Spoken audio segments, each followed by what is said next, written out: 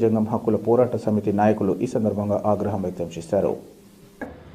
2008 నుంచి గత కొన్ని సంవత్సరాల నుంచి మా బేడబుడజం కమ్యూనిటీని ఎస్సీ జాబితాలో చేర్చాలని చెప్పి అనేక మార్లు మేము అనేక రాష్ట్ర ప్రభుత్వాలకు మేము విన్నవించుకోవడం జరిగింది.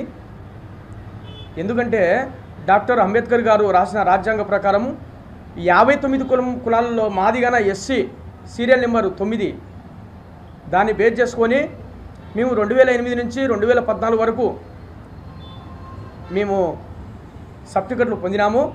2008లో 144 జీవో వచ్చి ఇక్కడ బేడబుడజం కమ్యూనిటీ లేరు, తెలంగాణలో ఉన్నారు, ఇక్కడ లేరు అని చెప్పి గవర్నమెంట్కు నివేదిక ఇవ్వడం జరిగింది.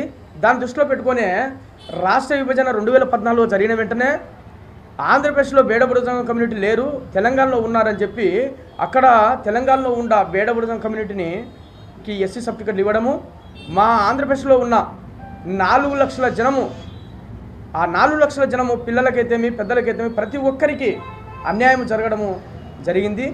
అప్పటి నుంచి మేము కడప జిల్లా అయితేమి మరి రాష్ట్ర వ్యాప్తంగా అయితేమి అనేక సార్లు మేము ధర్నాలు కార్యక్రమాలు చేసినాము, పాదయాత్రలు చేసినాము, నిరాహార దీక్షలు చేసినాము.